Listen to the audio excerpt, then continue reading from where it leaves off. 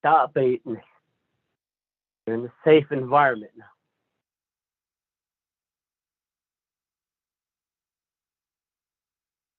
It makes you think about things like that. But your thoughts and mind is not to include the judicial branch. It really will make me think about,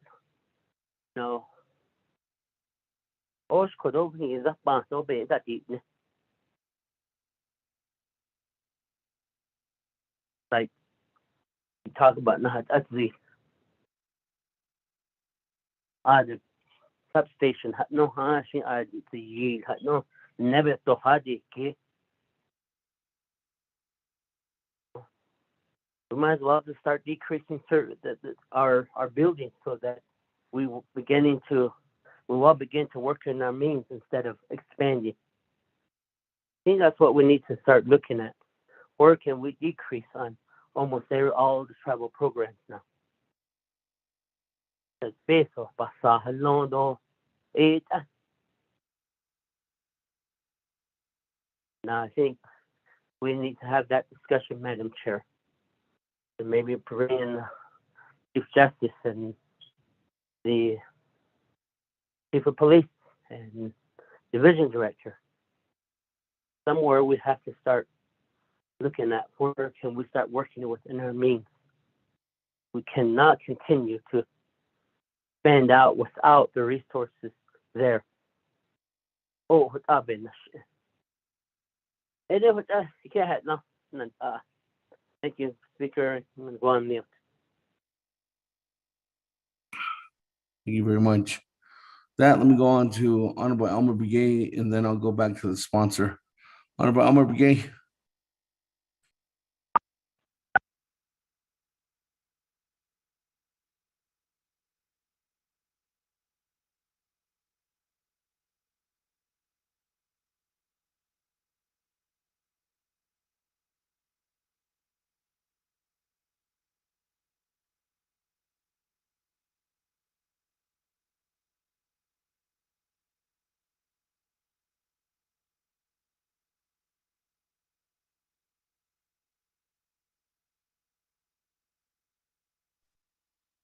Hello. Honorable Elmer Begay.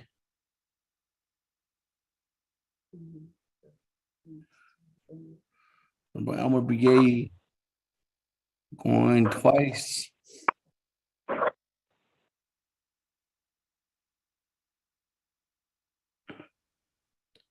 Elmer Begay going 3 times. I don't have anybody else in the queue, so I'm going to go back to Honorable. You think so, sure.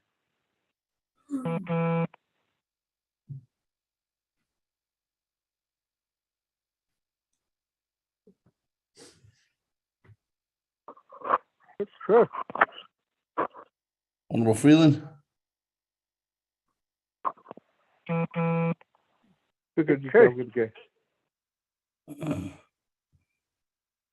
Yes, I'll come back to Honorable Eugene So and Honorable Elmer Begay, but I'm going back to Honorable Freeland at this time. Honorable Freeland.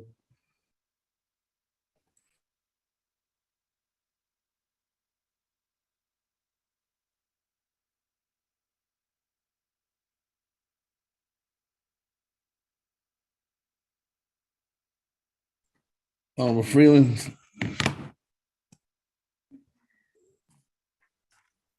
Honorable Helona. Honorable Stewart.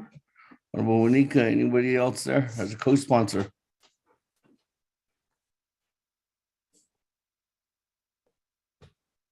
I'm here, Speaker. Honorable Freeland, floor is yours for response.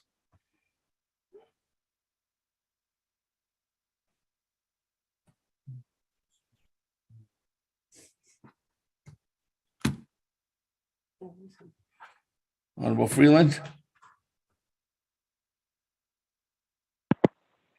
Speaker, sorry, I was brushing my teeth. Must be In nice. regards to Honorable Yellow Hair and my Honorable Henyo, there's always going to be some challenges, especially out in the more remote areas, and particularly in Eastern Agency. And I completely understand, and I respect everyone's input, of course. And with Honorable Henyo, I more appreciate and understand where he's coming from. I've been to the Alamo Court. I've been out there. I've been to Tuajile Court, been to Rama as well. So I can understand what he's talking about. In regards to Honorable Yellow Hair, I can't speak too much about that because he's coming from a perspective that, as a former judicial employee, he has a lot to say and a lot to offer as far as experience is concerned. So I just want to leave right there, Speaker. I don't want to say too much about it. I'll just leave it there, Speaker. Thank you.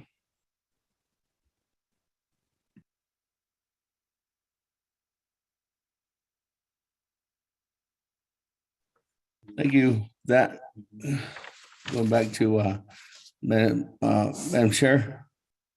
Any response at this time? Madam Chair Charleston.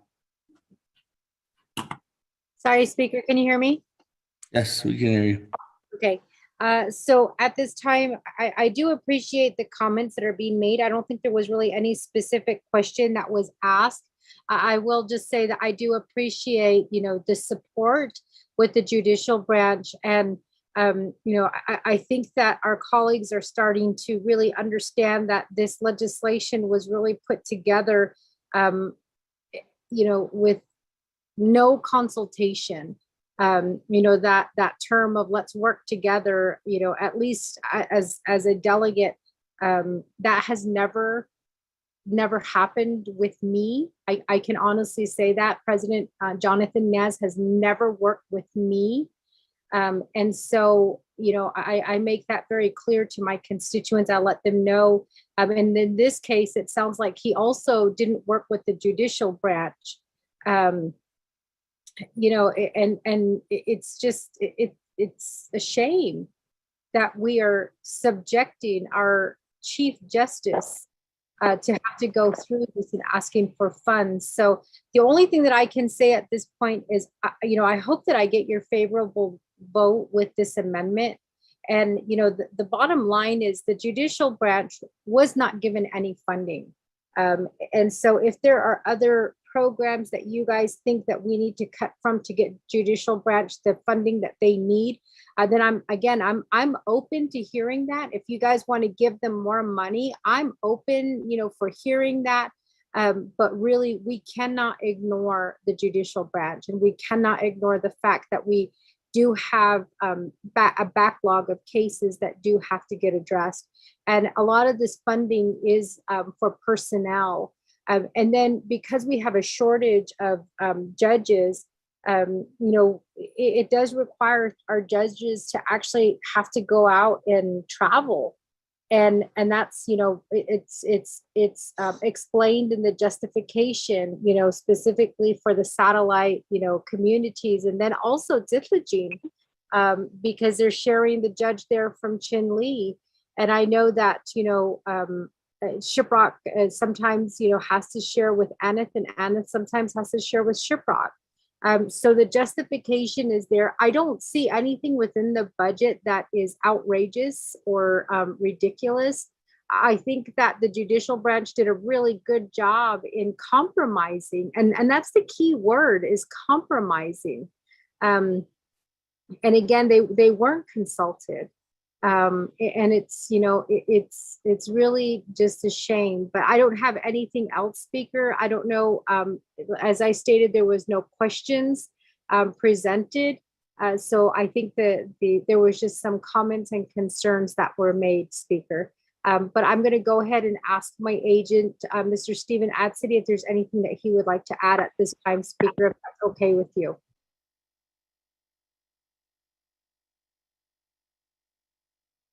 Yes, Madam Chair. Mr. Adsity? Good evening. Can you hear me? This is Stephen Adsity. Yes. I do not have any other additional comments or statements to make other than just to again thank our chair, Eugenia Charles Newton, and all of the members of the Law and Order Committee, and everyone on the Naabik'íyáti committee.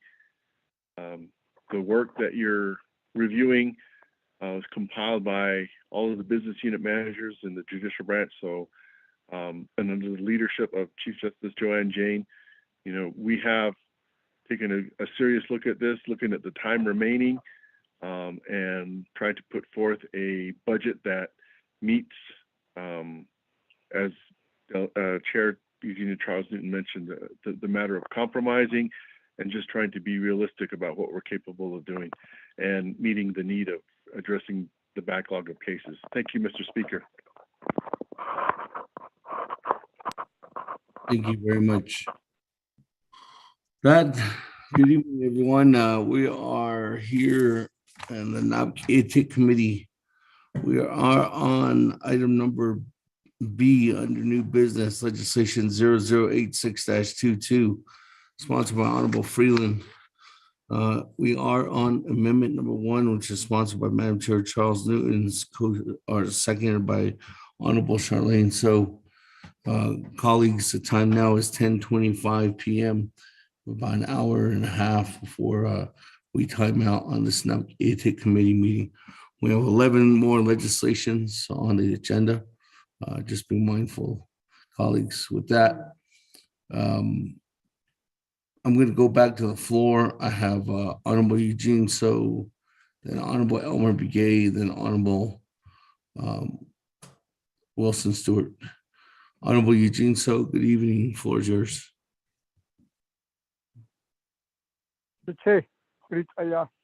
No.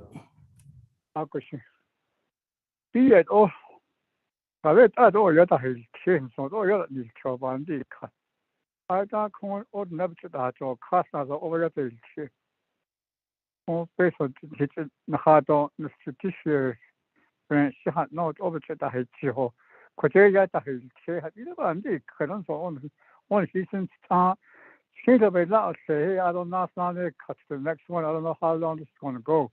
Pretty sure we're going to turn the whole money into something else by the time we're finished with all the amendments.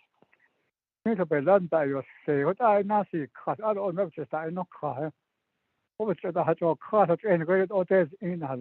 That's what we're doing, just talking away. We know they need it. We know everybody else needs all the funds too, besides what we're looking at.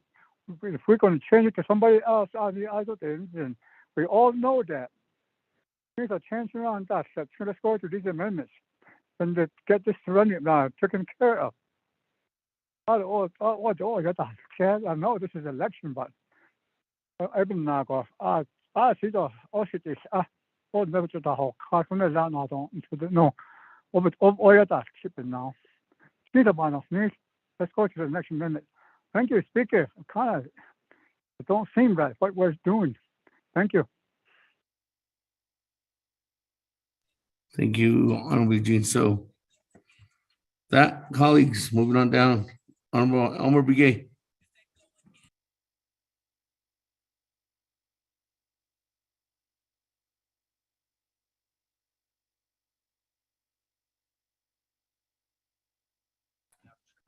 Honorable Elmer Begay.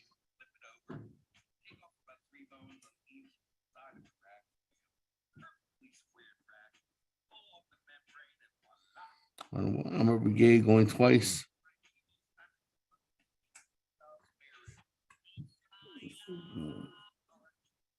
Elmer Begay going 3 times. Moving on down, Honorable Wilson Stewart. Good evening. Floor is yours. Oh, good morning. Or good evening. Well, good morning. Yes. Good evening to the chairman, auto colleagues. This evening, as we approach 10:30, auto Madam Chair Charles Newton. So yeah, auto code amendment and then again, not again, but this is all local. We for some time now. We've been trying to work together. Auto shut down it doesn't work out the way we all suppose it should be. Akunde At this time, way back when the pandemic first came out, there was legislation that passed. One in particular that we did for the curfew hours. There were supposed to be some fines established. And through discussions and through the committee levels and whatnot, there was amendments and changes to be done to various titles that we all work with. And I know that Law and Order was working on some of those and continues to work on some of those. As you stated earlier this evening, there's a booklet that you're all working on right now, and for the 25th. But through those amendments and whatnot, I would like to see where and ask where are the legislations from before, because I know there was one and I was going to look it up, but my internet went out of the house, where there was a legislation that I had done for the curfew hours that there would be a fine on those individuals. And that was with the help of the director, Mr. Delmar, at the time to do that and push that forward. I don't know if those were ever implemented at that time, because we were all scared of the pandemic. We didn't want anybody else to pass through the pandemic. And we were trying to encourage our families and our loved ones to stay home. But people continue to travel off the reservation for supplies and whatnot. We tried to ask them to be at home and make sure that they get things at a decent time and they take care of themselves at that time throughout the pandemic. And that now we're going into our second year. And I believe that, I think there should be some funding in those two to use. And we never got an account balance. I don't know if Law and Order ever did get a balance, if there was any turned in, because those funds again were supposed to be turned back into the Division of Public Safety at the time that was proposed as a legislation for council as well. That's one of the questions I have is to you and the Committee for Law and Order. And the other one is that I do support this amendment as well, because there is a need under judicial for all of the judges and the court clerks and the staff on that side that do that. Just as there is a need, for the election office too, for the staffing and for the personnel as well on that side, equipment that's needed. So through all that, there is a need across the nation for our various departments, various divisions. And I think with this council, the 24th Navajo Nation Council, there is that knowledge that is there. And at the past, there was just a spend from certain delegates. And, we all see that in our communities that we represent. We all see the needs in different areas. For here, it is the law and order needs. That's why, we're helping on this side to make sure that judicial branch is brought back into this community, because this community, Fort Defiance, is where it had originally started. We still have the old jail from way back in the 1900s still here, hidden in the background of Fort Defiance. And this is where the public safety actually was born from, is Fort Defiance. And through that, we're in support of having them come back to the community. In fact, the chapter has really been supportive of having them come back and assist them as much as we can to make sure that the land withdrawals are there, and that we are aware of what's happening with those processes that they're doing as well, and moving forward with the projects that they want to do. And so those are just some expressions I want to make this evening towards your amendment, and to say that it is a good amendment and it is a positive move for the Division of Public Safety and Judicial Branch as well in that way. So those are just what I want to express at this time. Shitsala, Chairman, thank you. Thank you. That, colleagues, any other comments or questions before I go back to the sponsor? I don't think there was any questions. We're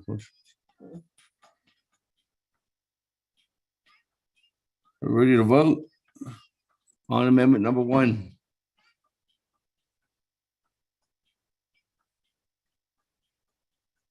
Went twice.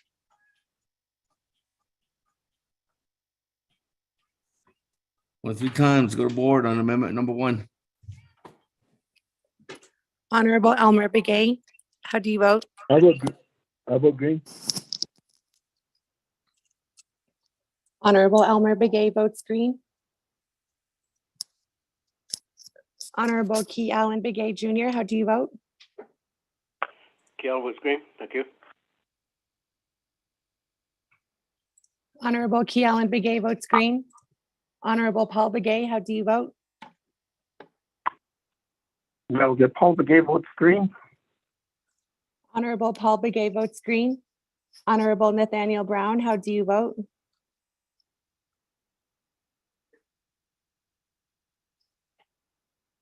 Honorable Nathaniel Brown. Honorable Nathaniel Brown did not vote.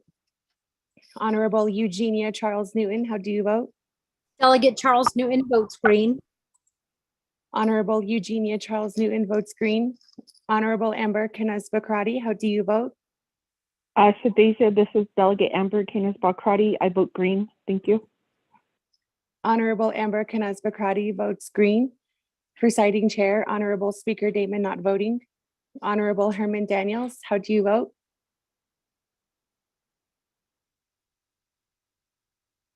Honorable Herman Daniels. Honorable Herman Daniels did not vote.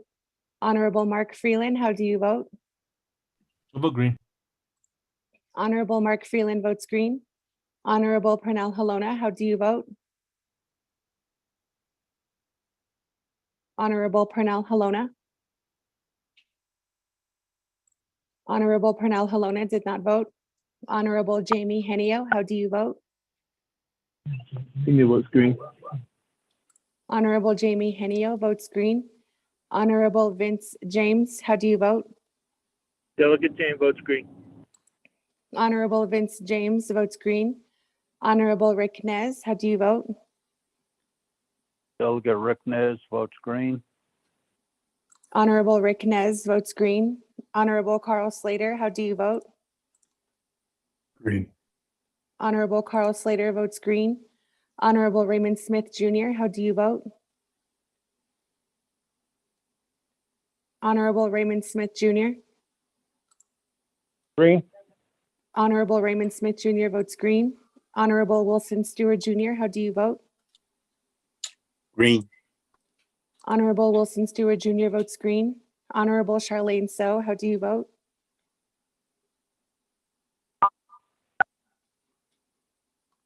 Honorable Charlene So. Honorable Charlene So did not vote. Honorable Daniel So, how do you vote? Honorable Daniel So votes green. Honorable Eugene So, how do you vote? Vote blue. Who? Honorable Eugene So votes green. Honorable Otto So, how do you vote? I vote green. Honorable Otto So votes green. Honorable Thomas Walker Jr., how do you vote? Honorable Thomas Walker Jr. I vote green. Honorable Thomas Walker Jr. votes green. Honorable Edison Wanika, how do you vote? Green. Honorable Edison Wanika votes green. Honorable Edmund Yazi, how do you vote?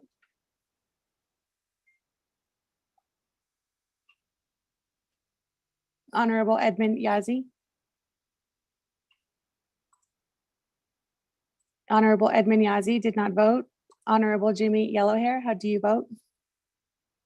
Delegate Yellowhair votes green. Honorable Jimmy Yellowhair votes green. Going back up. Honorable Nathaniel Brown, how do you vote? I vote green. Honorable Nathaniel Brown votes green. Honorable Herman Daniels, how do you vote? Green. Honorable Herman Daniels votes green. Honorable Pernell Halona, how do you vote? Votes green. Honorable Pernell Halona votes green. Honorable Charlene So, how do you vote? Honorable Charlene So votes green via text. Honorable Edmund Yazi, how do you vote? Honorable Edmund Yazi. Honorable Edmund Yazzie did not vote. With that, Honorable Speaker, you have 22 delegates who voted in favor, 0 delegates who opposed, and presiding chair not voting.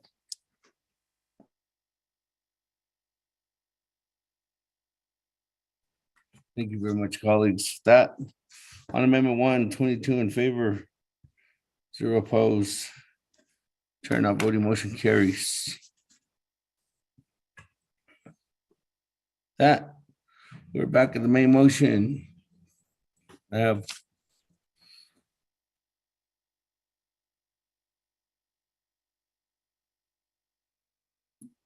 we have Honorable Elmer Begay. Good evening. All right, Elmer Begay, you're next in the queue. Floor is yours.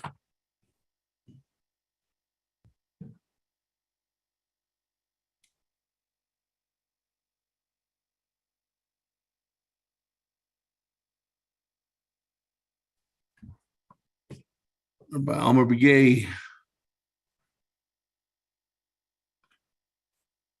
Won twice.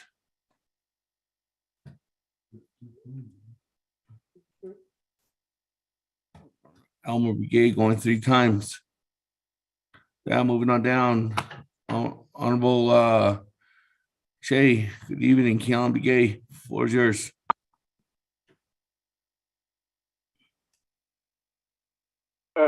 Chairman, Speaker, I sent a memo this morning, the 15 question. Maybe they can go through that one, Speaker. Put me back in the queue.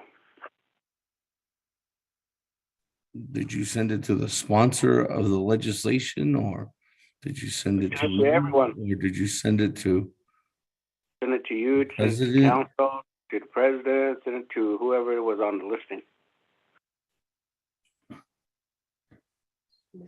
You want me to start responding to it, or who do you want that to be? The memo is to the sponsor of the legislation, Delegate Freeland. Okay, so it's going to Honorable Freeland. Honorable Freeland, going back to you.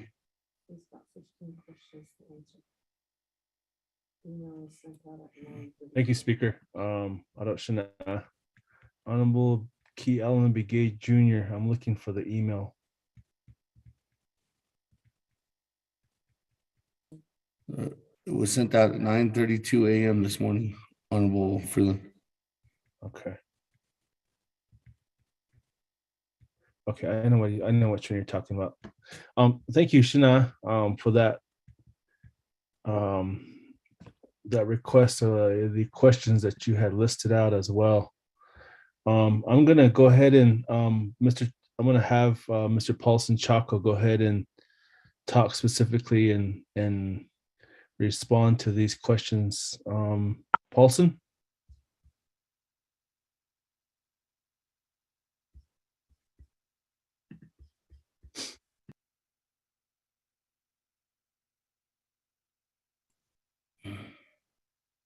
No one's responding. Honorable Freeland.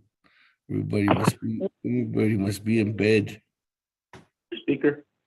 Oh, there he is. There's Paulson. It's a school night. Staff are all the staff are on the call, and again, they're going to be here the rest of the evening. Mr. Speaker, in response to and also honorable delegates of 24th National Nation Council, appreciate the opportunity to respond back to some of the questions from Key Allen. What I'll do is I'll go ahead and give a little bit of time to some of the division directors who can really speak to these items. So let me give the floor to Dr. Yellman and also Tom. Let me give the floor to Tom Patero. Thank you for speaking.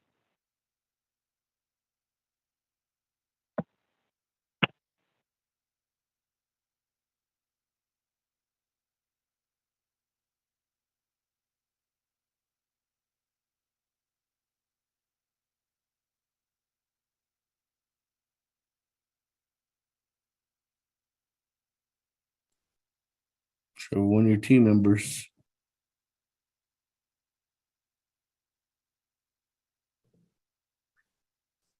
Good evening, Speaker. I'm on the line. Or yours?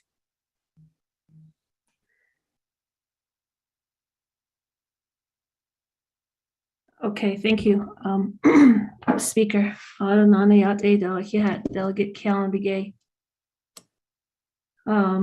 Delegate Calambigay did send an email today. And I did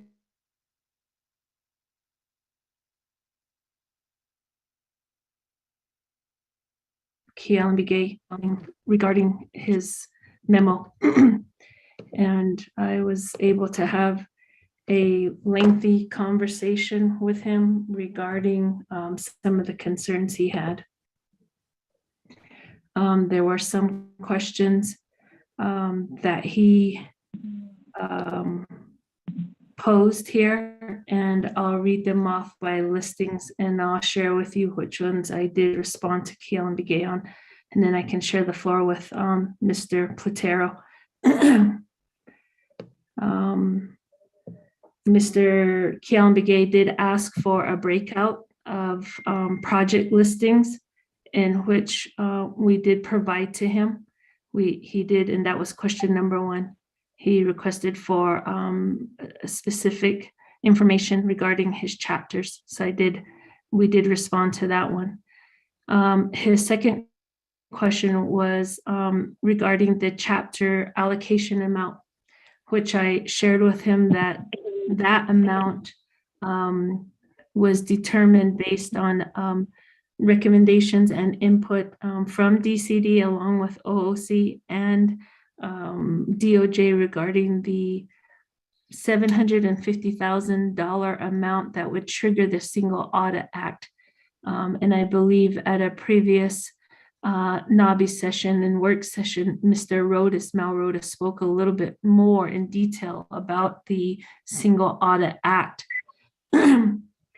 However, it could be possible that if additional dollars were to go to the chapters, they would have to incorporate funds for an audit at the chapter level. And that was to question number 2. I did refer Calambigay to DED for his question on number 3. And I did provide him some information on question number 3, as well as number 4 to OOC. We did include information to him on the IHS contributions, and this has been a lengthy discussion all year long with IHS and the contributions. However, NTUA and Mr. Rex Kuntz is on the line and has detailed information on the IHS contribution that we can provide to Calambigay. I did share with him that questions 6, 7, 8, 9, and 10 will be deferred to Mr. Platero, as Mr. Platero is on the call here, along with perhaps Mr. Tico Charlie. Mr. Calambigay asked about new housing. He has 5 chapters. That would be 5 chapters times 454,000. So we went over that. We went over the expenditure for those amounts for number 11. And number 12, I did extend the invitation to meet with him on with Mr. James Orline. Number 14 was who was compromising. The question not to me, as I explained it to Delegate Calambigay, is not really not necessarily where or who was compromising, but more so I explained to him that in the previous NABI meetings, leadership made recommendations or requests about the type of listings that were provided. In 257, there was quite a bit of listings regarding project listings, we want to make changes to the presentation of those project listings. The other was that there was TBD language used in 257. We wanted to make sure that we avoided altogether that type of TBD, and we focused more on project-specific types and locations in 86-22. The other type of compromise, so to speak, was that NTUA would be treated as a subrecipient if funding for 86-22 moved forward, and they would be a subrecipient through DCD, as opposed to receiving funds directly. We would treat them as a vendor. The other compromise was there was language about equal distribution, where we felt it was important to include the chapters on the distribution equally to 110 chapters. So those are just some examples of where the compromise, or where we took into consideration those recommendations from previous leadership groups and conversations and incorporated them into 86-22. There are more examples I can point to, but I'm trying to be as brief as possible. And then Keon Begay did ask in question 15, what happened to the DCD submissions from his chapters. Respectfully, I have gone over with the listings with Delegate Keon Begay and his chapters, and I believe we even have another meeting scheduled next week. So again, Keon Begay's chapters submitted 37 submissions, a total of 119 million. One of them being a road project at 71 million, leaving about a little under 50 million in project requests. I've gone over those project requests with him and showed him at one point where they were located in 257 and now where they can be considered or found in 86-22. So Speaker, I called him this morning. I can point to the time if necessary, but I'm sure he recalls our conversation. So I appreciate the time. And if Mr. Platero or Mr. Tico, if they're still on the line, can do the following questions for 6, 7, 8, 9, and 10. There's questions on here about housing for veterans. And there's a question here on the Black Mesa Shopping Center, which I believe Jay-Z and Mr. J.T. Willie are still on the call. Yeah, Speaker.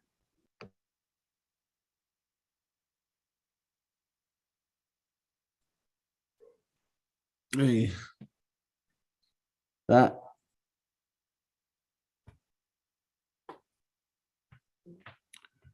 Hopefully, does that conclude your response? Speaker, I'm going to call upon Mr. Tom Platero as well. Thank you.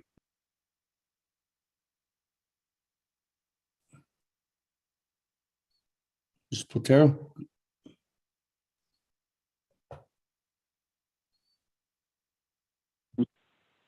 Mr. Speaker, I believe Mr. Tico Charlie might be on the call. He will be in a better position to ask me questions 6, 7, 8, and 9. Mr. Charlie, good evening. Are you on the call?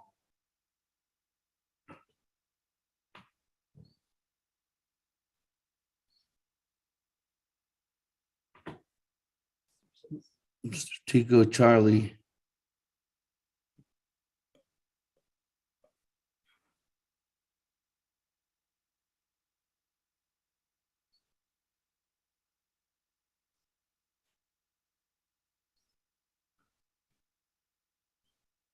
Well, Freeland, does that conclude your response?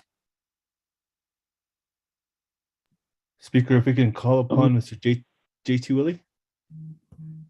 Mr. Willie, yes, Shania. Chairman Speaker Otto, Shania Honorable Freeland, to answer question number 3 on the memo dated from Shania Honorable Keon Begay. specifically asks this section from NSBCI to Black Mesa Shopping Center cleanup. Which agency are they located and under which chapters? In this section, we located specifically under a chapter, with the exception of Sayit and Black Mesa, which would be in conjunction with Shanto, and the other Cow Springs, and the three combined in collaboration with our Western Regional Business Development Office as the main entity for management for those cleanups there. I turn it back over to you, Shana Honorable Freeland.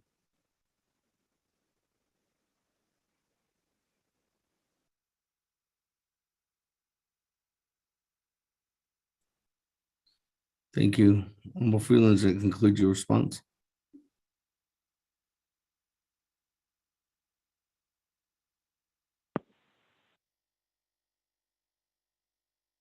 Speaker, that does conclude our response. Thank you. Thank you. That went back to the floor. Good evening, Chairman Henio. Floor is yours. We're on the main motion.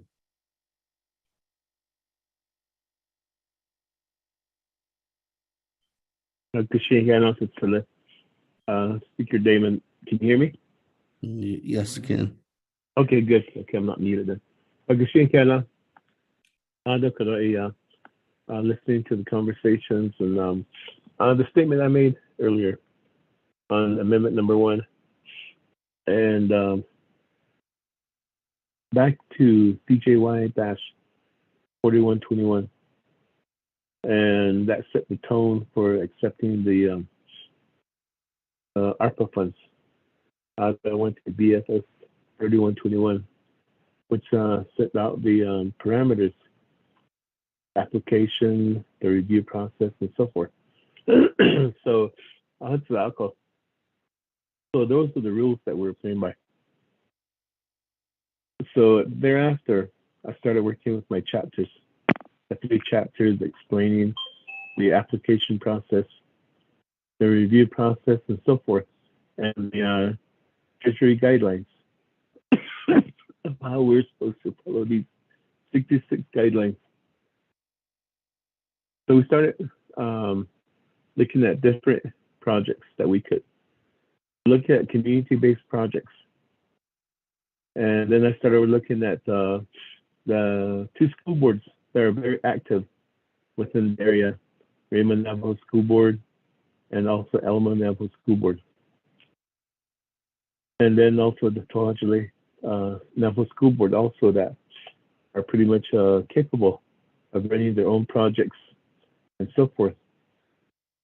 So we started moving forward, and even though there was talk about the portal, Division Community Development's portal, we submitted everything into the portal at needed, but I kept telling my chapters and the school boards that although there is a portal, let's do some applications from the ground up. A job on to that case that real needs at the local level. So we started moving, and sure enough, Raymond Navajo School Board, they came up with 4 applications right away.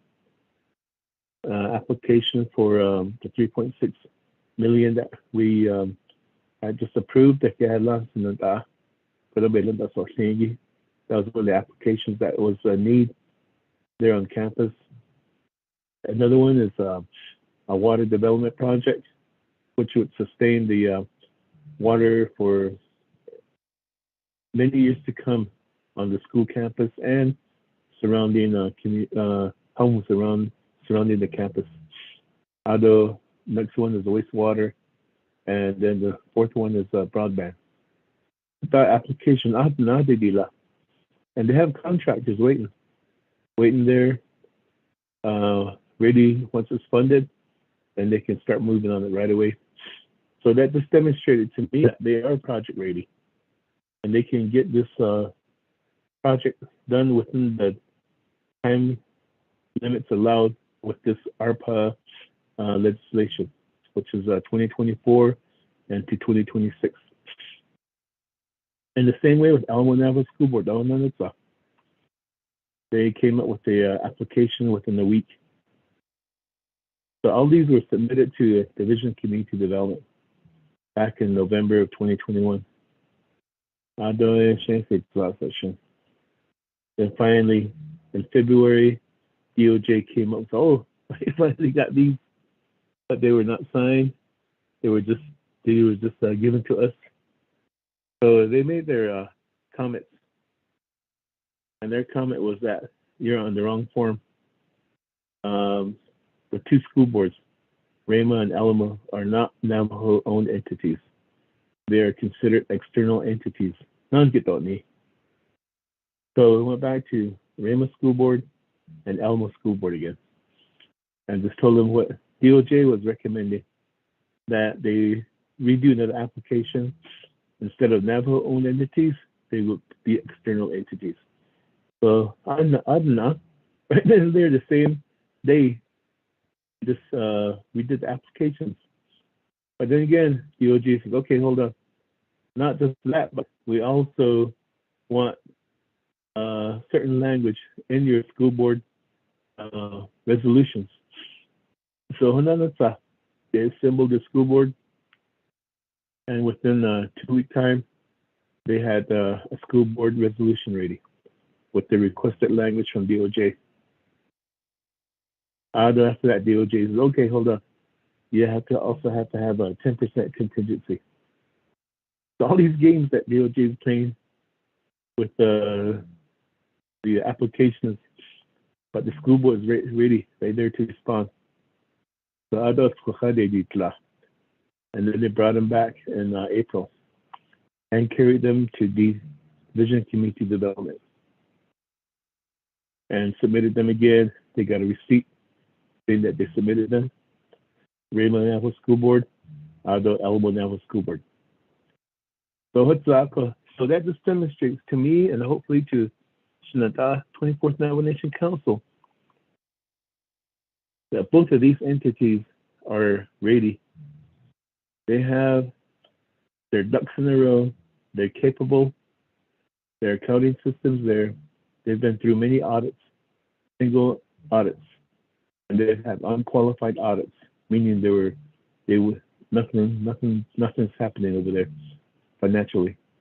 Although they can contract, they have the contracting powers there, and so that means that they're ready to me and hopefully to Shinata 24th Navajo Nation Council. So now with that, earlier when Amendment Number 1 by Yati and Shinata, Vice Chair Slater brought out the fact that we need to know beforehand what's coming down the pipeline. So I emailed all my colleagues of this amendment that I'll be proposing for Raymond Navajo School Board. And it's a $10+ million amendment for the water development, meaning that this is a long-standing issue, just like the electrical problem, where they need to dig out all the old pipes and then re-drill it and then put down new pipes and a whole new system, which will sustain the Pine Hill campus, the school campus, and providing water to the NHA community, which is less than half a mile away, and homes that are within the, I'd say, 5-mile area. Because the Pine Hill School, they provide the main water source for the Pine Hill community. So with this water development, I mean, Kodaya, they're going to sustain their water for many years to come. So I've been this is an opportune time where the funding is available. So we followed the process, the application process, and went through the review, and this came out. So is part of my amendment number 2 that I'll be making the motion on. The second part is I reviewed 0086-22 and then went through each and every one of them. And I looked at the Division of Water Management. I've seen their listing, and I'm like, no, I don't want to take money from any of these ones because they're all worthwhile projects. So I went further down, then I saw broadband. and I saw a $60 million application for broadband. And I was thinking, each one of the applications in 006-22, they have the application and then the expenditure plan and then where each one of their projects will be taking place. But this $60 million, it's just the application itself, and without no justification of where this broadband projects will be taking place. So it's just, to me, it just seems like it's just a ballpark figure. Then I've seen another application, same thing again, $40 million, and it was approved by DOJ saying it's worthwhile. So now it's part of this legislation, but without no detailed information as to where and how this 40 million will be implemented.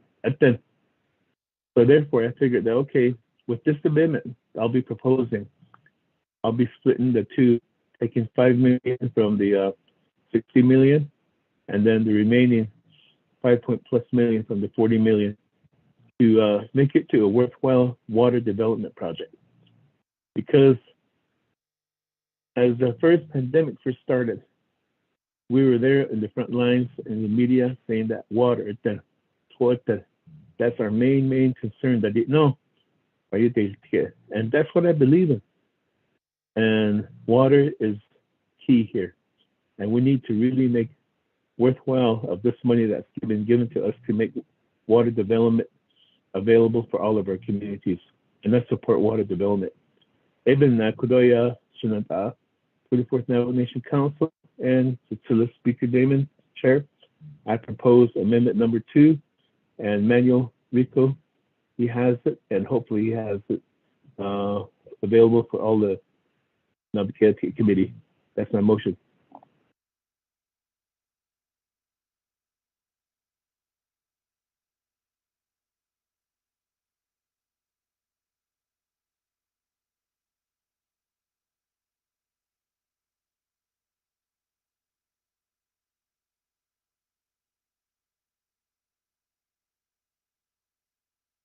Thank you. It looks like Chairman, you sent that out at 8:51 this evening to the whole council.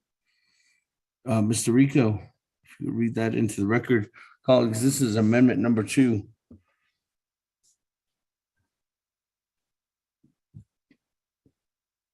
Motion by Chairman Henio.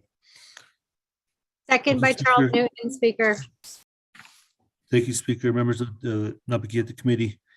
Amendment number 2, page 18, line 23, delete I-7 and insert I-8. On page 18, line 24, amend paragraph B as follows. After total amount of overstrike $15 million and insert $225,159,542 with $215 million to the Department of Water Resources. New language, and $10,159,542 to the Navajo Rama School Board Incorporated. End of new language. Overstrike with administrative oversight by the Division of Natural Resources and legislative oversight by the Resource Development Committee, and allocates the funding as follows. End of overstrike, and insert a period at the end. 3, on page 18, line 29, insert new paragraph C as follows. New paragraph C _ C, the funding allocated to the Department of Water Resources shall be under the administrative oversight of the Division of Natural Resources and legislative oversight by the Resource Development Committee, and shall be apportioned to specific projects as follows. End of new language. 4, on page 19, line 18, insert new paragraph D as follows. New paragraph D _ D, the funding allocated to the Rama Navajo School Board Incorporated shall distributed through a NNFRF subrecipient agreement for drinking water transmission and distribution, upgrade / replacement of drinking water system. Eligibility category 5.11 as set forth in Exhibit I-18 with administrative oversight by the Division of Community Development and joint legislative oversight by the Health, Education, and Human Services Committee and Resource Development Committee. End of new language. 5, insert new exhibit I-8. 6, on page 20, line 5, delete, overstrike $60 million and insert $55 million. 7, replace existing exhibit J-1 with revised exhibit J-1. 8, on page 20, line 10, delete, overstrike $40 million and insert $34,840,458. 9, replace existing exhibit J-2 with revised exhibit J-2. 10, the NNFRF office, with the assistance of the Division of Economic Development, shall submit a revised exhibit J-1 and revised J-2, exhibit J-2 to the Office of Legislative Services with consistent with this amendment. 11, renumber, reletter succeeding paragraphs, sections, and exhibits as necessary and appropriate. The council and committee hereby authorize Office of Legislative Services and Office of Legislative Counsel to correct technical errors, including adjustments of comprehensive dollar amounts and insertion of adjusted exhibits consistent with the intent of this amendment. This amendment shall supersede inconsistent language in any other committee amendment. Also included, Speaker, with this amendment is new exhibit I-8. Mr. Speaker.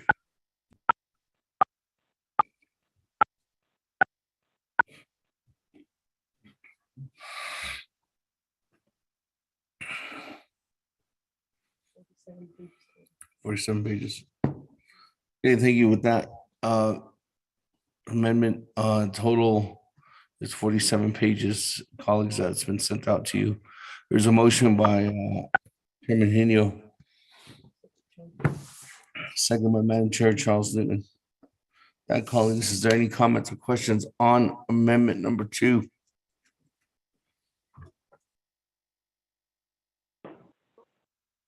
Delegate James, Speaker. That, Madam Chair Crotty, Honorable James, you are in queue.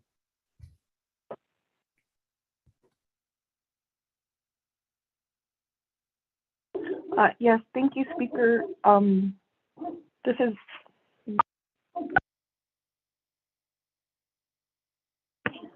sorry, I muted myself there. Thank you, Speaker. I don't have this amendment. I'm waiting. I don't know if that was sent out to us and what time. And I'm also on the Zoom, so if staff, let's see.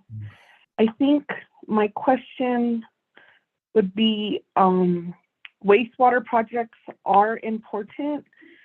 What I'm looking at though is in terms of what we're taking away and what we're adding. So I did hear Chairman Henio, and it looks like, if I could just get that breakdown real quick. So what are we adding and what are we taking away? And if it's from broadband, is the intent of Chairman Henio, then he doesn't need that broadband in his communities? Yet on the conversation with the broadband office, it sounded like they were going to try to work with each community and see what their broadband needs are. And I understand if Chairman Henio has the broadband capacity that he needs and would rather have water, I certainly support that. But I would need to make sure that's clear, Speaker, because we would need language to state that. Thank you.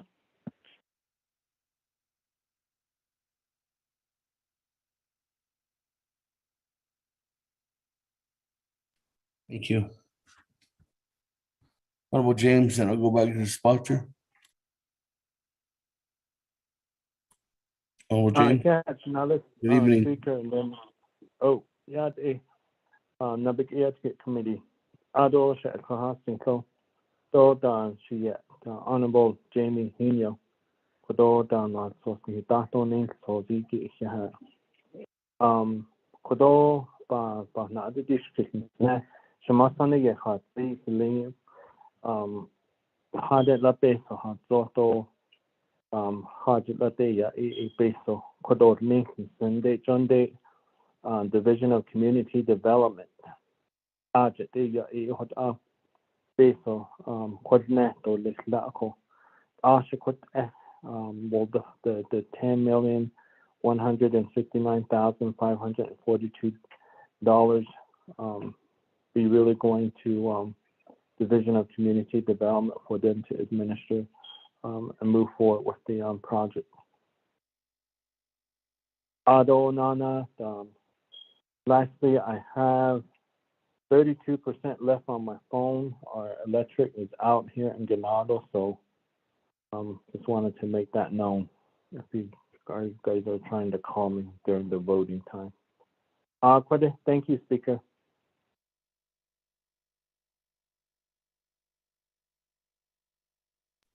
Hey, thank you.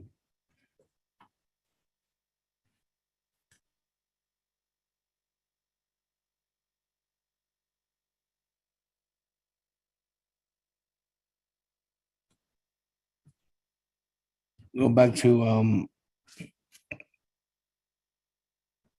Chairman Henio for response.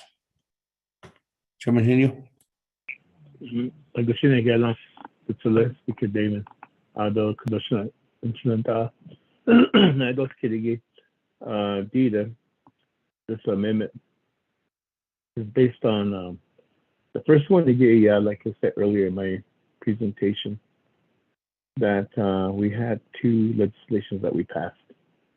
One at council, and then the other one at budget and finance, which set the parameters and the rules to follow, meaning the application process and all the supporting documents.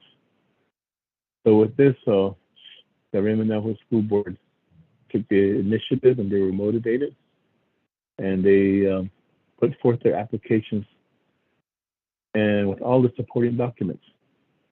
So it's in this amendment, I sent it out as indicated by Chair. Set them at 8:51 p.m. To the 24th Navajo Nation Council and to Manuel Rico. And in that amendment, the attachment is the engineering report and all the attachments from Raymond Navajo School Board that shows that they are ready. So that's why for me, I didn't think twice about how project ready they were. It just demonstrated to me that they were ready and to move forward, and I put forth this amendment. And so I reviewed all the expenditure plans in 80086-22.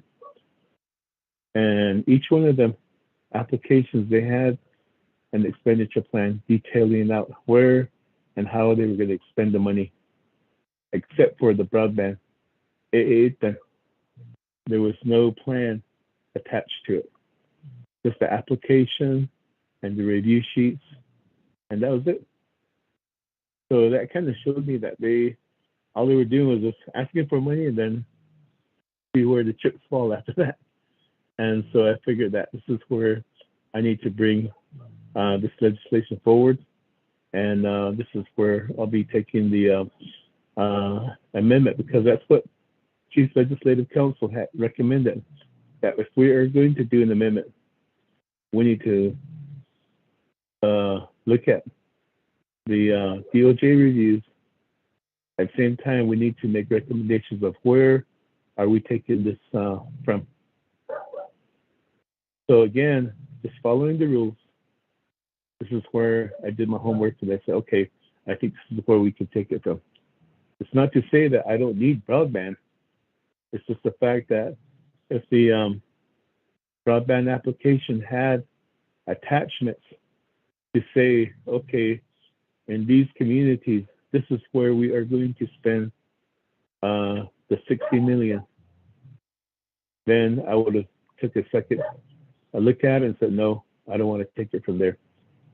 Same way with the $40 million application, there was no attachments to it.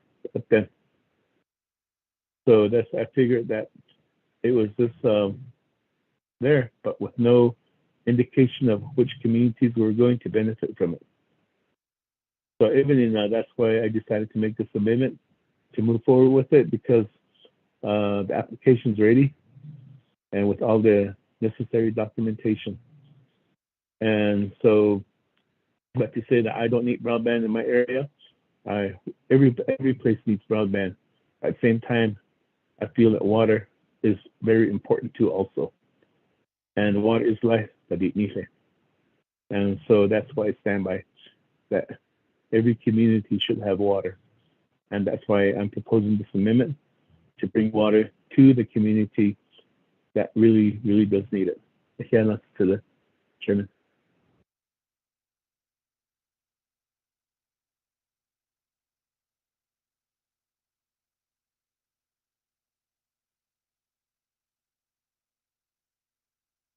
Thank you. Let me go back to the floor.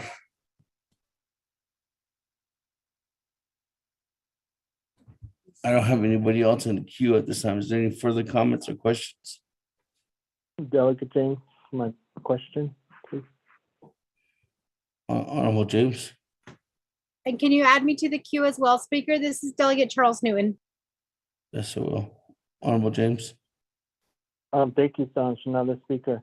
I did ask the question in regards to the funding going to Division of Community Development. Is there a reason why it's not going to Department of Water Resource? Thank you.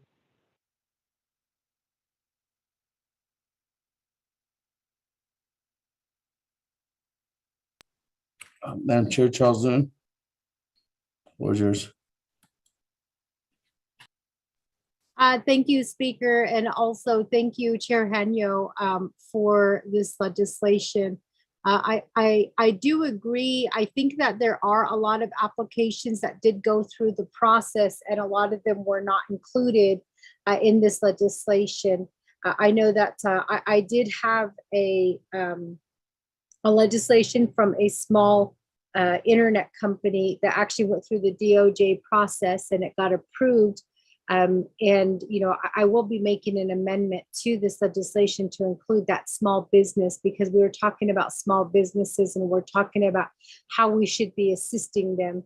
I'm also changing the amendment language, FYI, colleagues, in terms of the procurement, the emergency procurement, the language within CJY-41-21, and what I've been hearing from the various division directors and the way that they're, I guess, terming the emergency clause within that legislation. But in that same token, Chair Hanyo, I'm looking at your legislation, and I do agree and I do support, you know, the clean water system, especially since they are for, you know, for our kids. We just recently heard a legislation where we're going to try to, you know, there's a push to give $500,000 to a private school.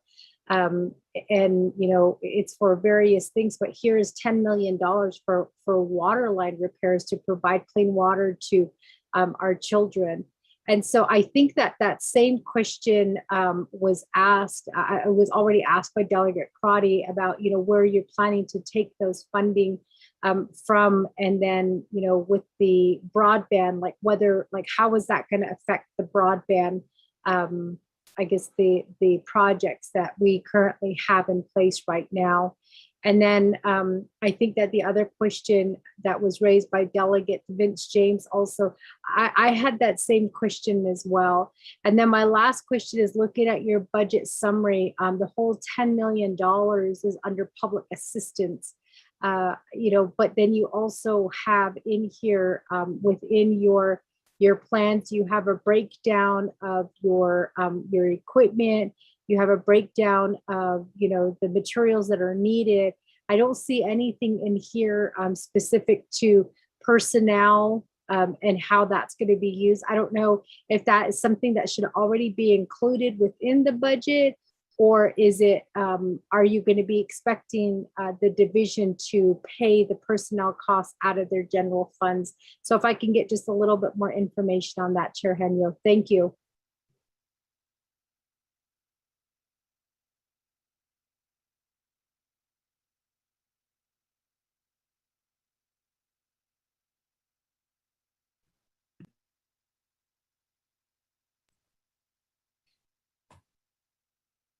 Somebody else. Speaker, Delegate Freeland, put me in queue box, please. And with that, Honorable Freeland, the floor is yours. Thank you, Speaker. Shinata, Shana, Honorable Henyo, and it's kind of getting late, of course, but in regards to the amendment and just looking at the language, it does specify Division Natural Resources Water Management Branch. And my question also pertains to this project, particularly being deemed FRF eligible by DOJ. Does that mean that it would be listed twice through this amendment, and then maybe possibly through other language incorporated through the water and wastewater expenditure plan? That's a little confusing. So I wanted to ask that question. If anyone knows if it would be listed twice if this amendment were to go through, since it was deemed FRF eligible. Thank you.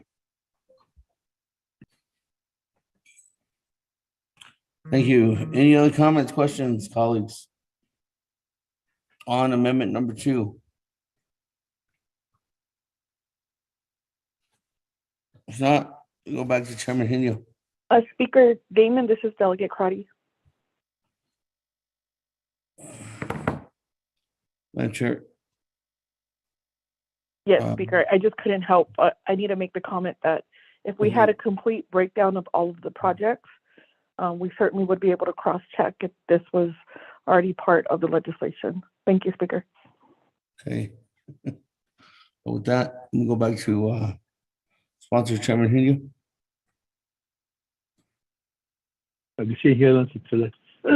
Chair, Speaker Davis, audition at the 24th Nomination Council, Naabik'íyáti Committee.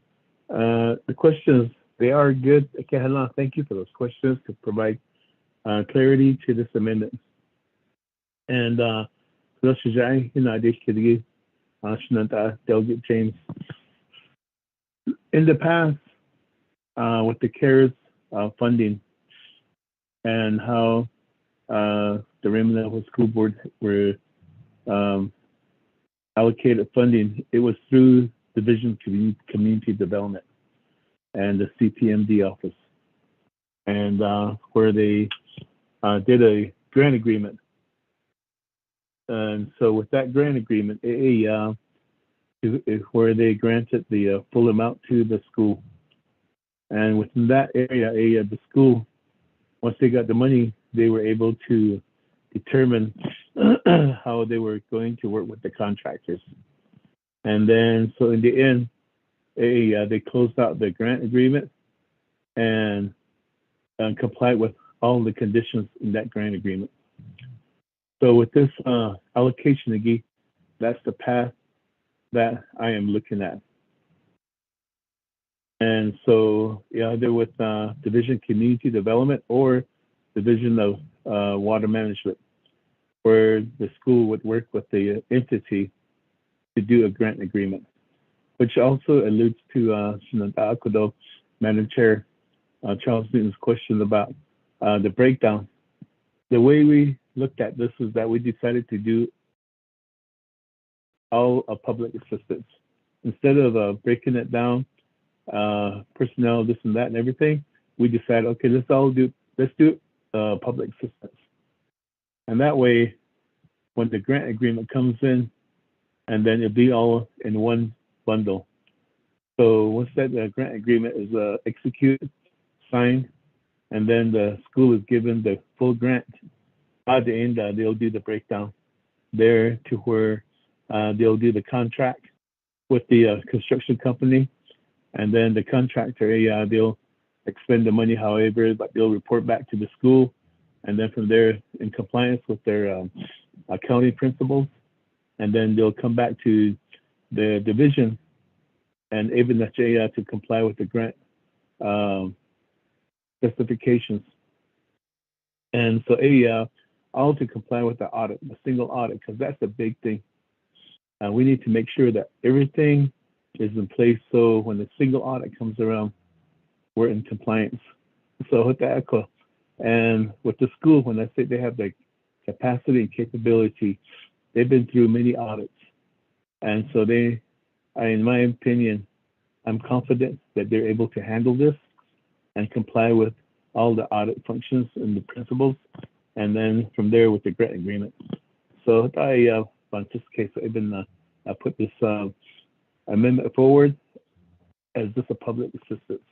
And hopefully that provides clarification. Although with Delegate Freeland, his question about cross-checking, I do agree with the statement, Madam Chair, Amber Karani, that if we did have the whole listing, we would do the cross-checking and everything. But it goes back to my first statement.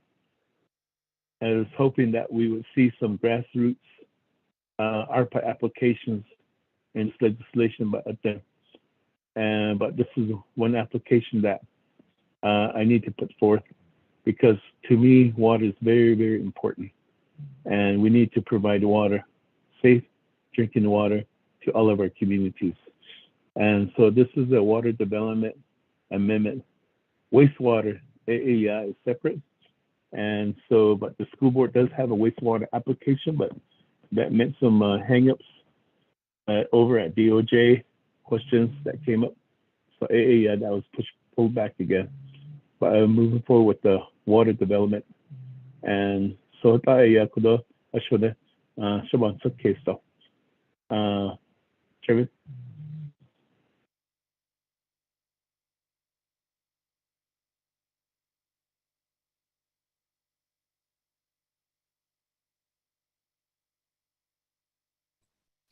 Thank you very much, colleagues. With that, I don't have anybody else in the queue at this time. Is there any other further comments or questions on amendment number 2? Speaker Damon, this is Delegate Crotty. Yes, Madam Chair. What was yours? Yes, thank you, Speaker. Is there anyone on the line from Water Resources that can answer a question? I am trying to make sense of the main legislation, and as we look at the water projects, and cross-referencing,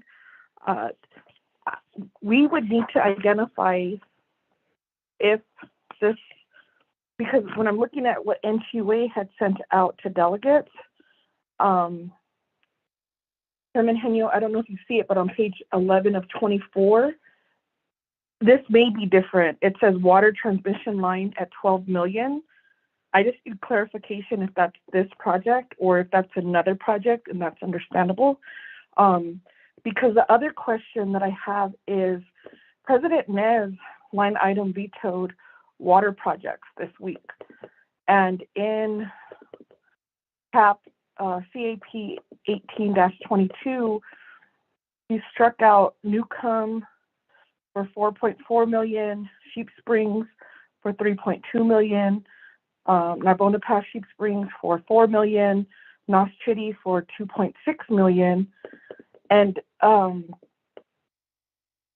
I remember in this language, he was saying he line item vetoed because they were on this project listing of this legislation.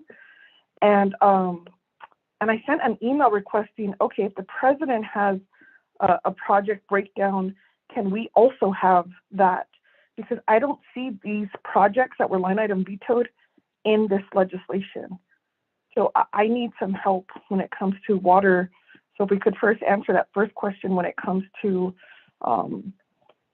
Chairman Henyo's project, which I support, and I may need a possible consideration of a modification, but I need someone from Water Department to help us understand what projects are on this listing and where they're at. Thank you, Speaker.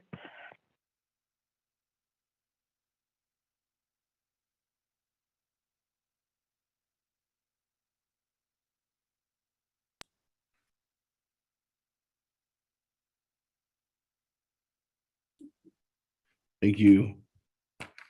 That Chairman Henyo's request if anybody's on.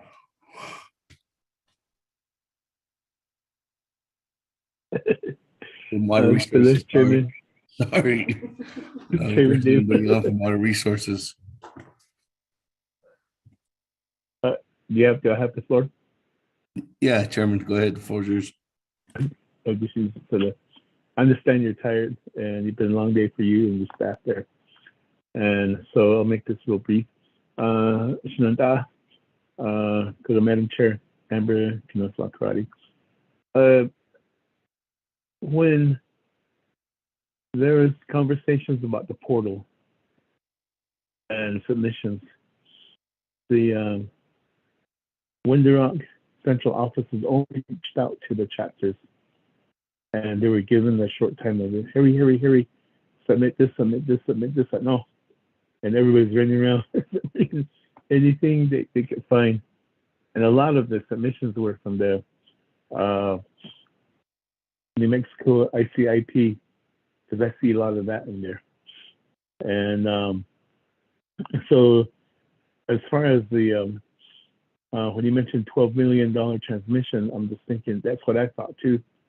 But they never reached out to the real entities that were doing the work there, which is in my communities is the school boards, the Raymond Navajo School Board and the Alamo Navajo School Board. Like I keep mentioning them, because they are the ones that really know what is happening there within the community.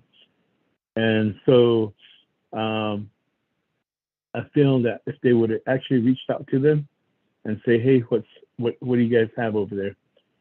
And then they would have got a better picture. And that's why I supported the First Amendment in 257-21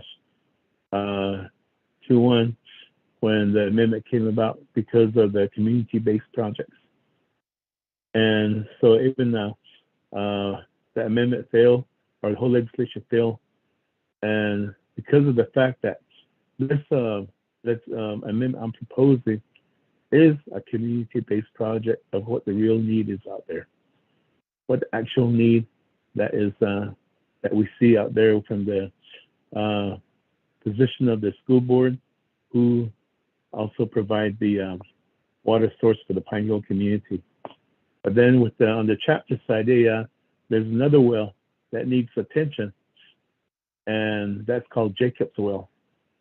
That also provides a well transmission line to the rest of the Raymond Navajo community. So it's kind of like a two-part thing, and I just hope that we move forward with this amendment, and then that way we can at least the bottom line, like I keep saying, is providing the much needed water development for the communities that we have. And any water development amendment that comes up, I'm there to support that, because we do need that water. Thank you.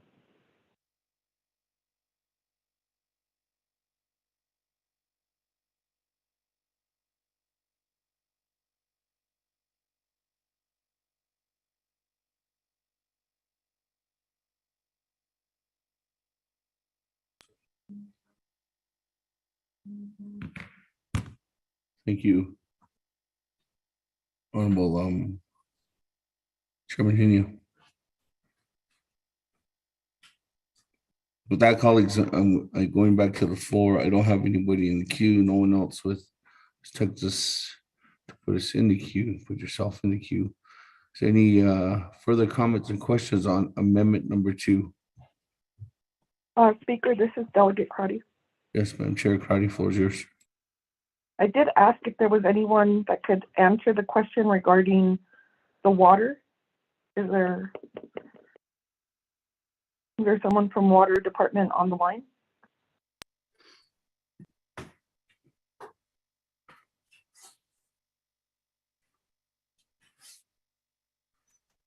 Is there somebody on the water from Water Resources?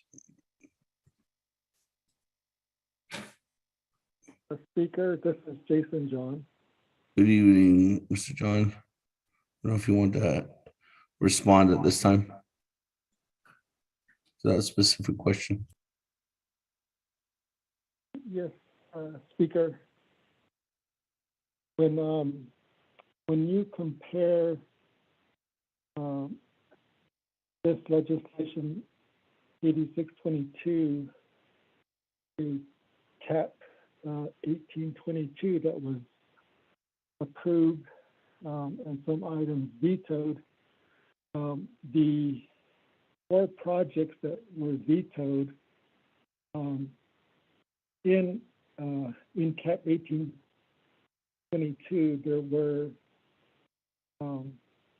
projects in this legislation that included the design funds. The first project that was vetoed included Newcomb Phase 1 in legislation 8622. There is $472 that's in there for the design work. The second project that was vetoed included the Sheep Springs Connection Phase 1. And in this legislation, there is $685,922 for the design work. The third project, the group that was vetoed, included the Naabik'íyáti connection. And in this legislation, there is $400,000 for the design work and $2,750,000 for construction. And the fourth project that was vetoed was the Narbonne Pass Connection Phase 2. The Phase 1 is funded that I described a little earlier, and that's the Sheep Springs Connection Phase 1. So that is a short response to the question, speaker. Thank you.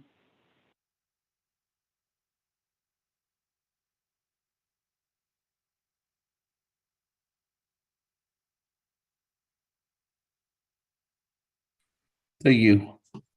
That colleagues, is there any other comments or questions at this time on amendment number 2? Speaker Damon, this is Delegate Cruddy. Yes, Madam Chair. Correct. Thank you, Speaker. Jason John, thank you. We'll have a future conversation on this because it was 15 million or 12 million was line item vetoed. And on this legislation, there's maybe 4 million.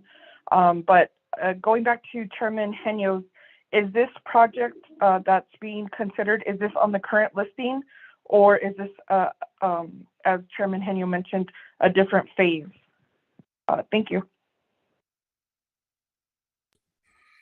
That, Mr. John? It's an inconsistent.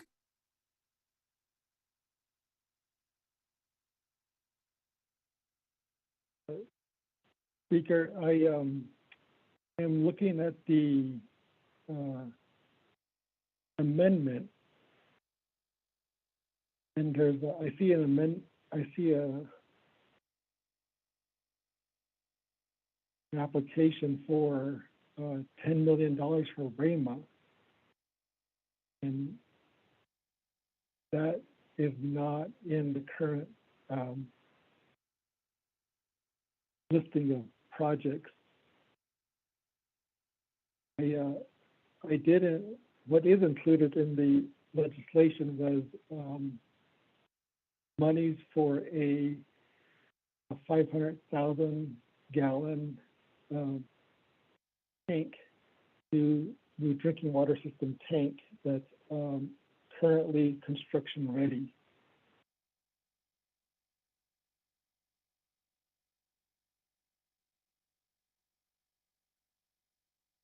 Thank you. Thank you. That colleagues, going back to the floor, any other further comments or questions at this time? Speaker Damon, this is Delegate Cruddy. Yes, Madam Chair Crowdy, the floor is yours. Thank you. While we have Jason, Mr. John here, Mr. John, were you part of the executive team decision when they reviewed the water legislation and ultimately line item vetoed some of those water projects. Were you, could you let me know what that discussion was about? Because I'd like to make a modification to a possible modification to the amendment. Thank you.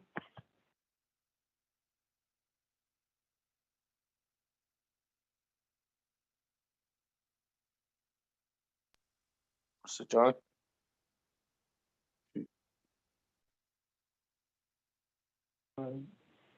Yes, Speaker, I'm not sure. Question, I did not meet with President Nez. We provided information to the Office of the President about the projects, but I was not in the room.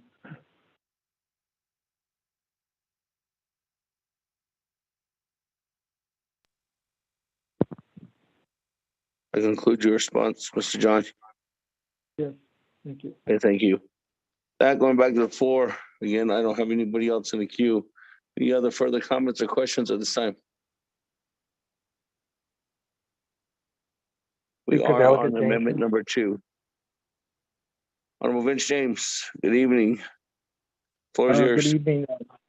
Aquí has another speaker and members of Naabik'íyáti audience. Thank you for responding, Mr. Jason John. I'd like to ask a question, and I don't know if you'll be able to answer it, but is there a reason, or what is the reason, or why was this project or why is this amendment, this project that Honorable Henio has before us, the amendment? What was the reason of why it was not put part of the listing if it was construction ready?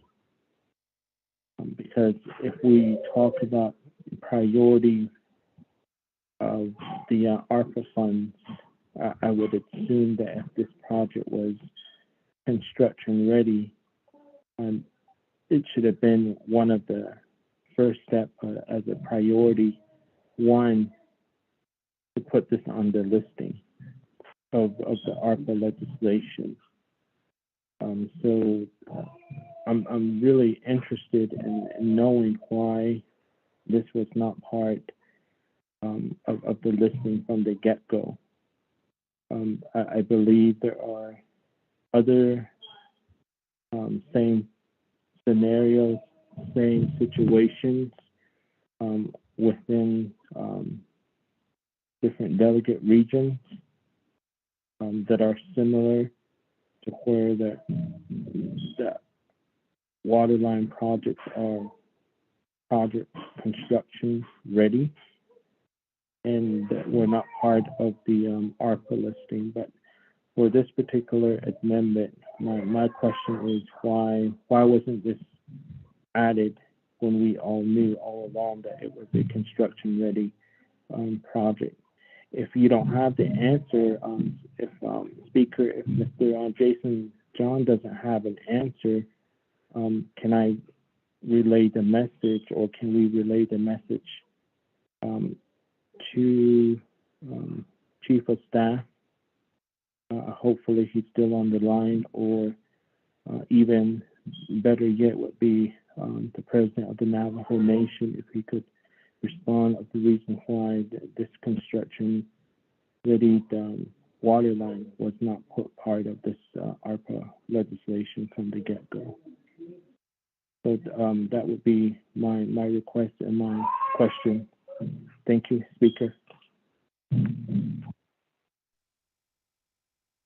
Thank you, Honorable James. That I'm going to go to Madam Chair Charles Newton, and then I'll go back to the sponsor, and if Mr. Paulson Chaco is available. Madam Chair Charles Newton. Thank you, Speaker. I feel like with this legislation, we're hearing more and more how the people who should be at the table are not at the table. I'm really concerned about, the fact that Water Resources wasn't even invited into to be part of this, this team. I don't want to call it a team. I don't know what it is, because they really are not communicating with council. They didn't communicate now, with Water Resources. And so I guess my question is, how important is it to have Water Resources at the table? I'm a little bit worried, and I'm starting to wonder now. I know that NTUA, our last conversation with NTUA, they were told to just, provide all of the listings. And I'm just wondering now, are we, how do NTUA and Water Resources work together to try to address the issues that are happening on the Navajo Nation with all of the water projects? That's my first question. Number two is it even important for Water Resources to be at the table? If it is important, why were they not at the table? If it's not important, then are we just basing everything on what NTUA submitted to council in terms of the projects that need to be completed? I'm just getting a little bit worried now, Speaker, because it's one thing to exclude the delegates, from the conversation. I know that that President Nez did on the record state that he was working with certain delegates, and I made it very clear to my constituents, and then also, to him, that I'm not part of that in crowd that he has going on. But now it sounds like there's other people who are not being invited to the table who should be providing some input, especially when it comes to water. I guess I'm just a little bit. I don't know what else to say, Speaker.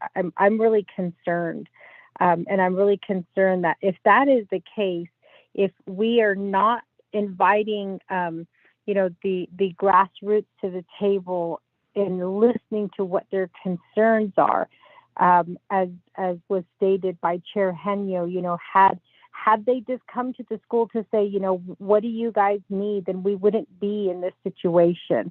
The data regarding the housing for, from DCD and from CHID, that still hasn't been shared with us. And it was made on the statement made on the record that the data came from the chapters. And then we have chapters reaching out to us saying that they were not consulted or there was miscommunication going on. And that miscommunication was also stated on the record by Director Yellowman. And so I'm just starting to wonder who put this legislation together and who was consulted during this process of putting this legislation together.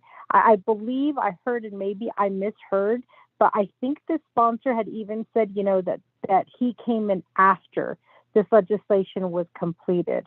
I guess as a delegate, I always look at the legislation and make sure that I'm fully understanding, where the funds are going, and, and to be able to provide an explanation because of the questions that are going to be coming from, from my colleagues. So I know that, I guess, Speaker, I'm just saying, how important is it to have Water Resources at the table?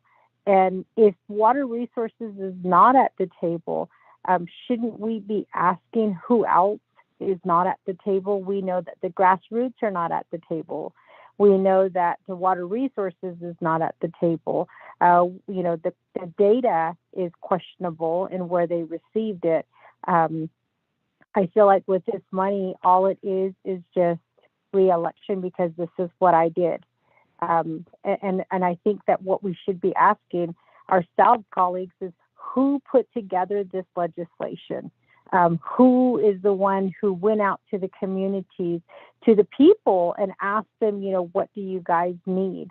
I'm really starting to worry with this legislation because it sounds like it's just money that's directed towards Wonder Rock for the purpose of reelection and for the purpose of saying, you know, that I did this.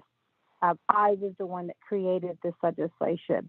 And not having water resources in the room, not having them at the table, I'm just starting to wonder, you know, how these water projects were selected, how these water projects were, you know, how they're allocated funds.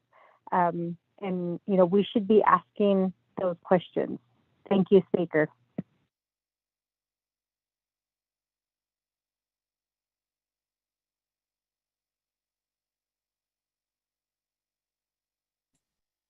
Thank you very much. With that, some questions. Let me go back to Chairman Hino. Thanks to the Speaker Damon. Well, questions were more towards Navajo Nation Division water management, and therefore, but time is of the essence now, and looks like we're running out of time. So therefore, at the same time, I just wanted to make a comment that, I mean, with each community is unique, and there are different players that different communities, especially with the community I represent. And there's a chapter, there's a school, and then there's a with REMA, RNUA. So, I mean, just instead of just reaching out to one entity, they should say, hey, we have other entities too. And but all in all, though, I'm just proposing this amendment on behalf of the Raymond Navajo School Board and the people that live in the Pine Hill community, and to provide clean drinking water for the future. That's all I'm asking for. I'm ready to vote.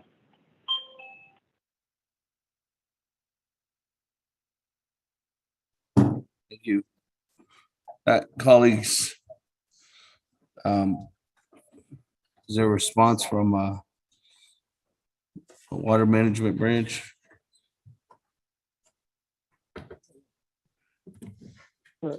Speaker? Yes. This is Jason again. I am sorry for the confusion. When Delegate Crotty asked if I was involved in the decision on the projects of veto in CAT 1822, that's what I responded to, that I was not involved in that decision, what to veto. I was not talking about my involvement in this legislation. In this legislation, we did provide a listing projects, and we, in my consultation with REMA, the highest priority was the 500,000 gallon new water tank for the community. And that is what is construction ready, and that is the $1 million that is in this legislation. Thank you.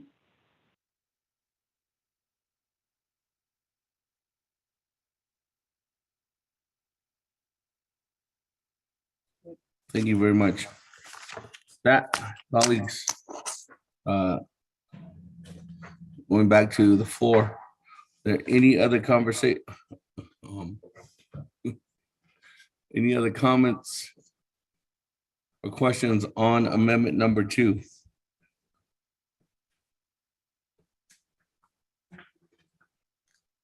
Speaker, this is Delegate Charles Newton.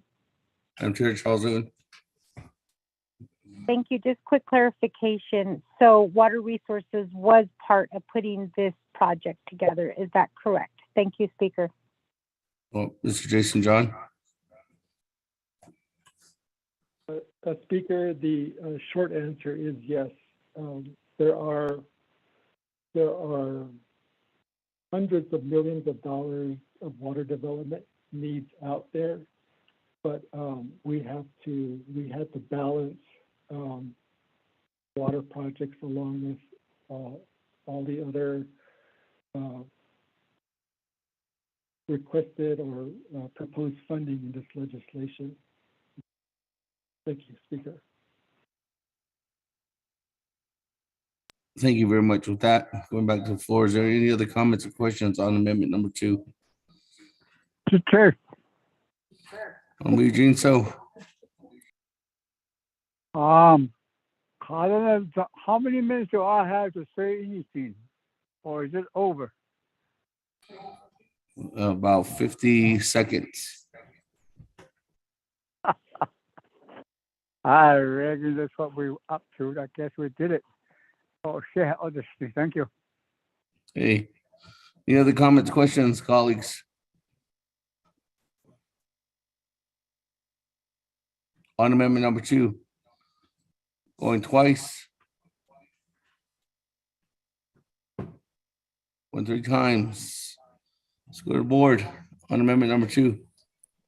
Honorable Elmer Begay, how do you vote? Honorable Elmer Begay. Honorable Elmer Begay did not vote green. vote. Excuse vote- me, Honorable Elmer Begay votes green. Honorable Key Allen Begay, how do you vote? Keel votes green. Thank you. Honorable Key Allen Begay votes green. Honorable Paul Begay, how do you vote? Yeah, look. Colleagues, time now is midnight. You can, even if we continue at this vote, we need to vote on the main motion. At this time, colleagues, legislation 0086-22 is timed out. What that means, colleagues, is that all the amendments that were completed today, which was amendment 1, and the discussion on amendment 2 is vacated. So this legislation will move on to council, or is ready for council, but the amendments will not go on with it. Those amendments are going to need to be redone at Navajo Nation Council. That, colleagues, tomorrow morning, 10 a.m., there's a special Navajo Nation Council session on this legislation, requested for this legislation 0086-22 and other legislations. That, have a good evening, everyone. Thank you, staff, for being here. Good night. Good night, Speaker. Good Good night, everyone. Agono.